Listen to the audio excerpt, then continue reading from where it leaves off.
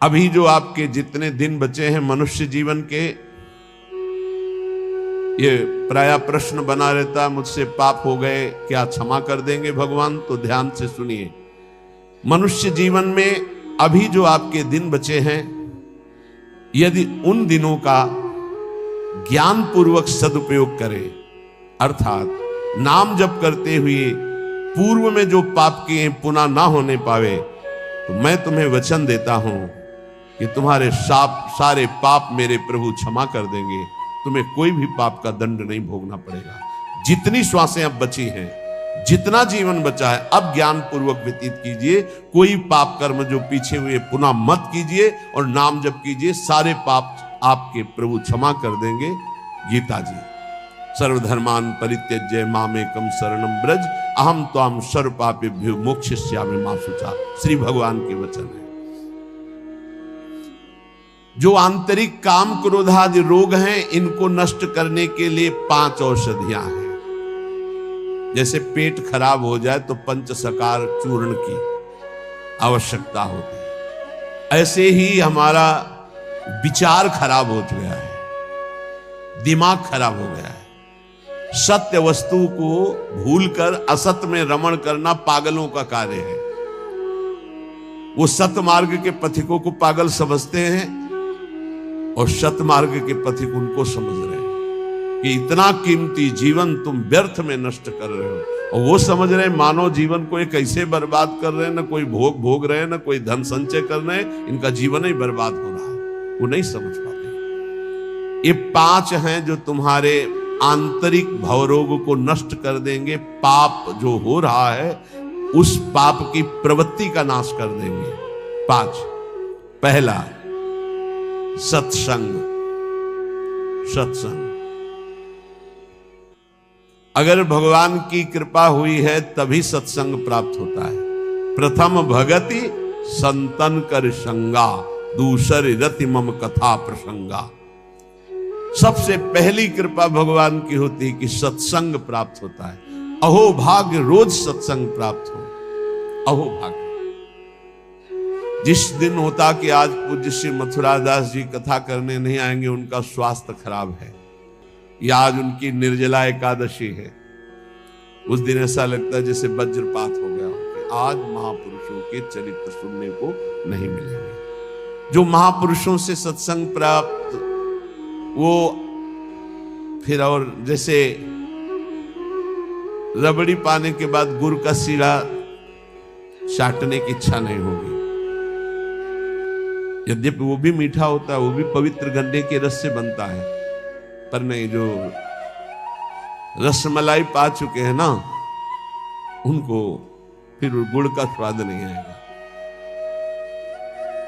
ऐसे ही जो सच्चिदानंद में डूबे हुए महापुरुषों के वचनों को श्रवणेंद्रिय से पान कर लिए ना, फिर वो केवल शाब्दिक प्रवचन में उसका श्रवणेंद्रिय स्वाद नहीं ले पाएगी। उसको चाहिए अनुभवी, क्योंकि उतने गरु वचन सुन लिए तो अब फिर और नहीं। अगर भगवत प्राप्त महापुरुष का सत्संग सुन लिया तो इन कानों की इतनी गरु स्थिति हो जाएगी कि वो हल्का शब्द सुन ही नहीं सकते। वो खुद अपने आप उनको लगे बंद करो यार। वो कान इतने बड़े व्यसनी हो चुके हैं भगवदानंद के कि बिना भगवदानंद प्राप्त हुए महापुरुष के वचन उसे अच्छे ही नहीं लगेंगे। जब द्रवै दीन दयालु राघव तो साधु संगति पाए। पहला है आंतरिक रोगों के नाश करने का उपाय सत्संग।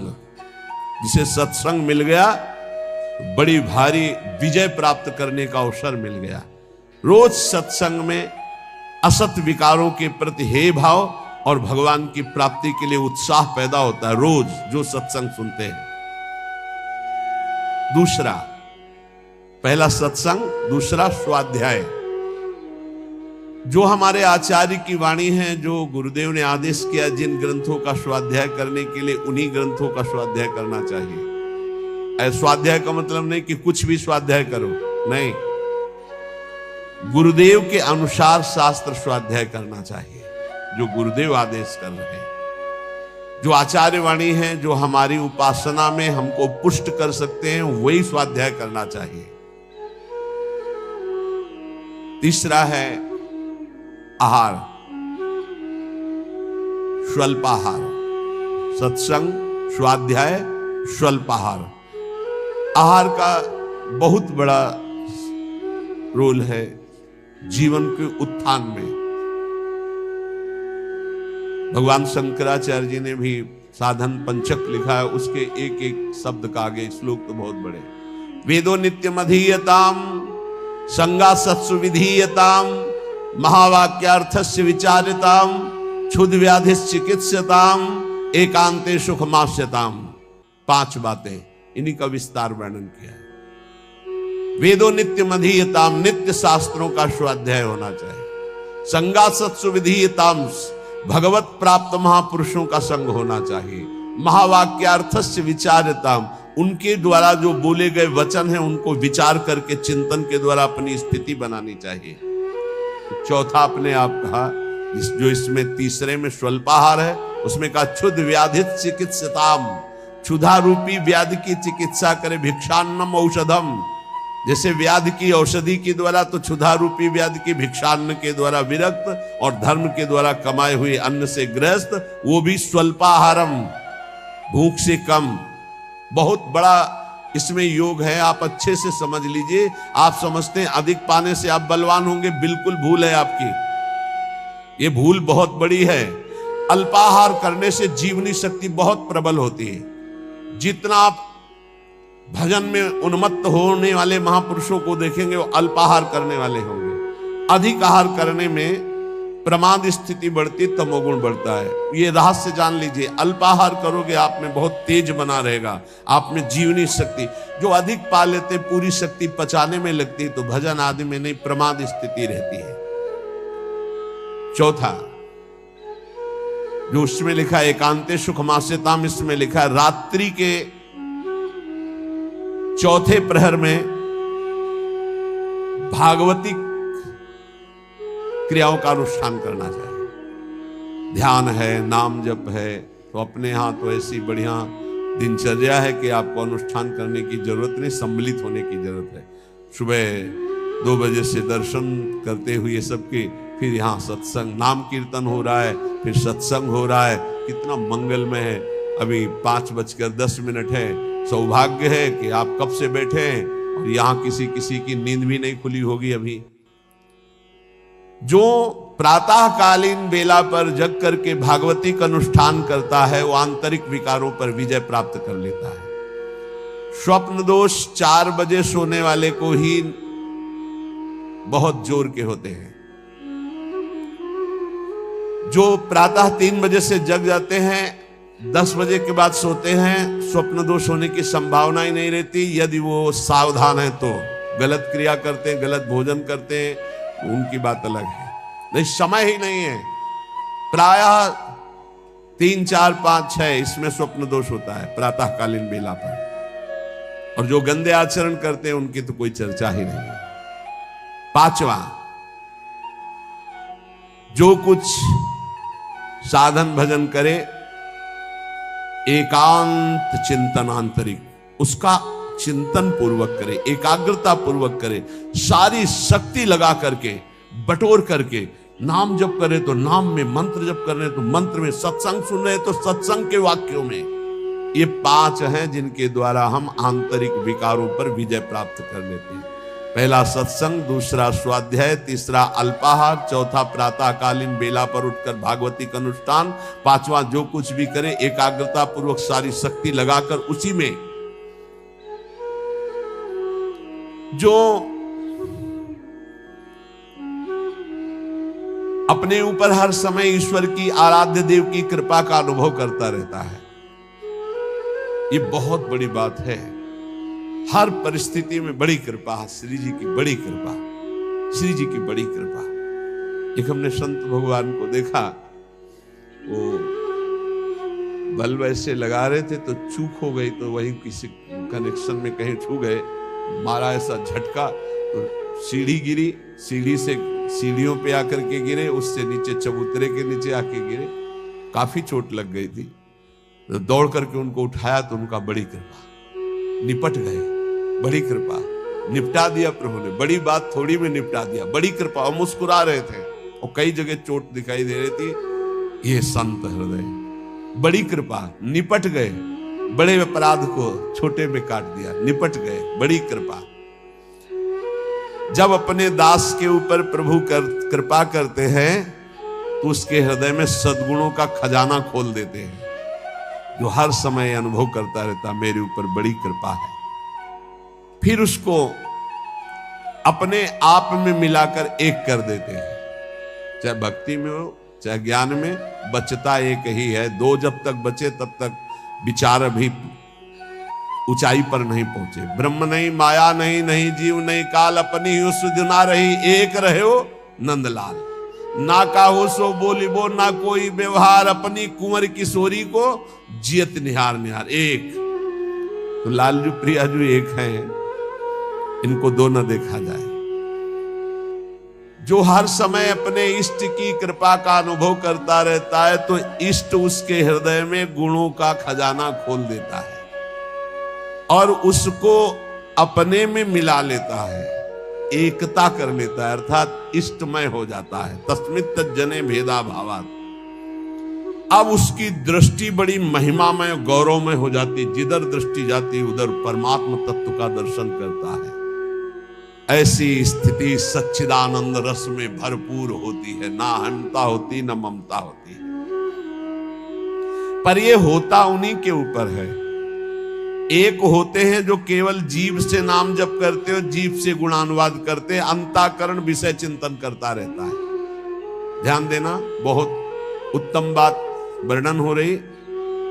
पहली बात कही कि जो जीव हर समय उपासक के कृपा का अनुभव करता रहता, बड़ी कृपा, बड़ी कृपा, दुख में भी सुख में बड़ी कृपा, उसके हृदय में गुणों का खजाना खोल देते हैं और उसको एकता में मिला लेते हैं, अपने में मिला लेते हैं भगवान।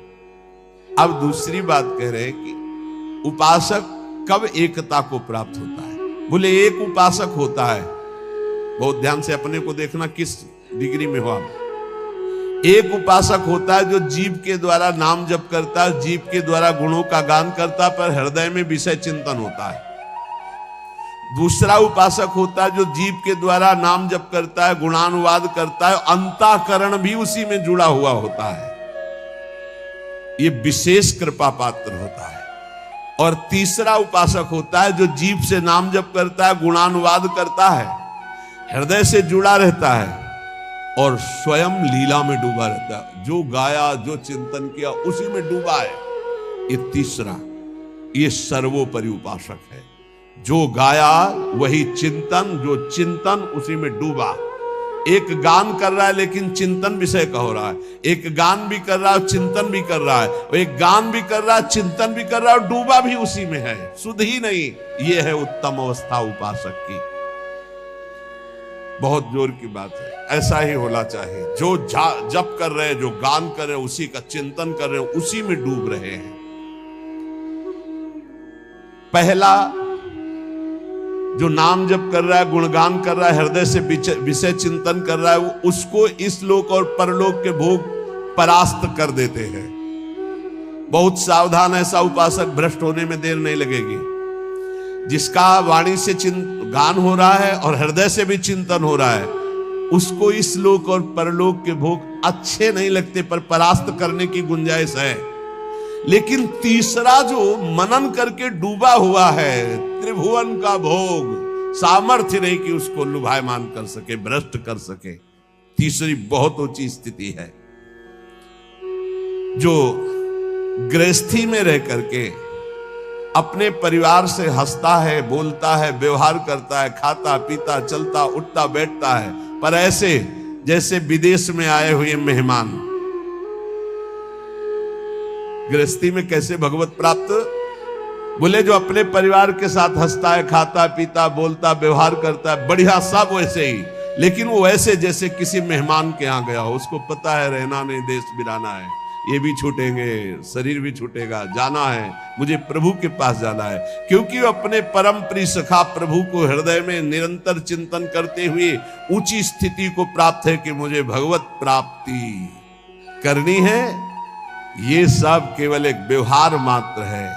वो उस स्थिति में परिवार में रहता हुआ, संसार में रहता हुआ शायद ही कोई समझ पावे कि कितनी ऊंची कोटि का महात्मा है वो। गृहस्थ में रहते हुए, जो अपने परिवार में रहते हुए प्रेम व्यवहार करते हुए, कमाते खाते हुए, हर समय भगवत स्मरण करते हुए ऐसे रहता है जैसे किसी मेहमान के यहाँ कि मुझे तो जाना है, नए घर मेरा, मकान मेरा, में नई वस्तु मेरी, नाथ सकल संपदा तुम्हारी, मैं सेवक समेत सुत नारी, मुझे तो आप चाहिए।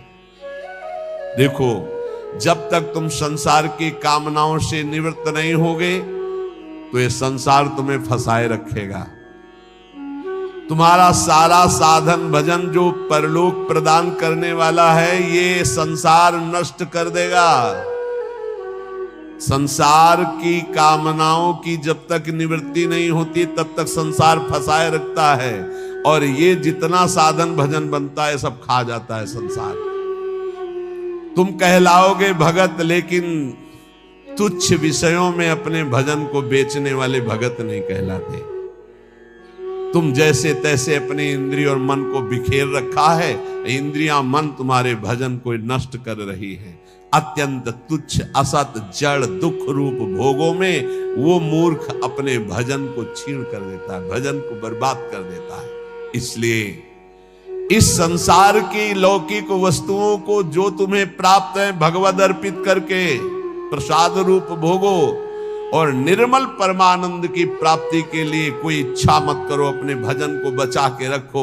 ये पदार्थ आदि तो भगवान अपने आप तुम्हारी व्यवस्था करेंगे, तुम भजन से भगवान की प्राप्ति की चाह करो।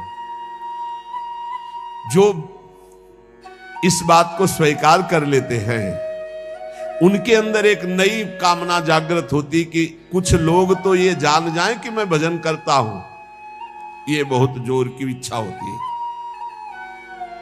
हमें और कुछ भोग नहीं चाहिए, इतना तो है कि लोग ये हमारा सम्मान कह के करे कि बड़ा भजनानंदी है, बड़ा त्यागी है, बहुत अच्छा है, गृहस्थी में रहते हुए महात्मा है या विरक्ति होते हुए कितना बढ़िया महात्मा है।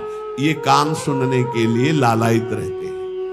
लोग मेरी योग्यता को जाने कि मैं कितना अच्छा हूं, ऐसी इच्छा जो करता है तो इच्छा करते ही वो परम पद का अधिकार खो देता है। समझ लो, लोगों में जानकारी फैलाने की इच्छा मतलब संसार में सतबुद्धि, मतलब प्रतिष्ठा कीर्ति की चाह, मतलब भगवत प्राप्ति की योग्यता खो देना। ये तीन बातें बड़ी दुर्लभ हैं। निर्धनता में भी दूसरों की सेवा करने का, दान देने का उत्साह, एकांत में पापाचरण ना करने की दृढ़ भावना, ये बहुत कठिन बातें, बहुत कठिन बातें।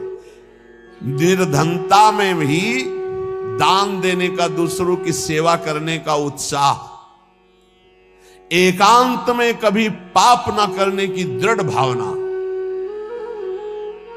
और जिससे भय लगता है ऐसा कभी कोई वचन, आचरण, संकल्प मन में ही ना आने पावे। भय लगता है पाप कर्म से, पाप कर्म ही भय प्रदान करता है। तो पाप कर्म से कैसे निवृत्त हो, क्रम बाई क्रम वर्णन कर रहे हैं। तो जो पाखंडी लोग हैं इनका संग का त्याग कर दे। पाप निवृत्ति के लक्षण, पाप तुमसे बनेंगे ही नहीं। पाखंडी लोगों से दूर रहना, खुली बात कह रहे हैं। महापुरुषों के वचन हो, किसी से कोई लेना देना नहीं रहता, इसलिए मस्ती से बोलते हैं। पाखंड कहते हैं पाप के खंड को। पाप जो ऊपर से सदाचरण का वेश धारण किए हुए हैं और अंदर से पापाचरण करते हैं, बहुत ही लुभावना पाखंड होता है। लुभावना आप देख के समझ ही नहीं सकते।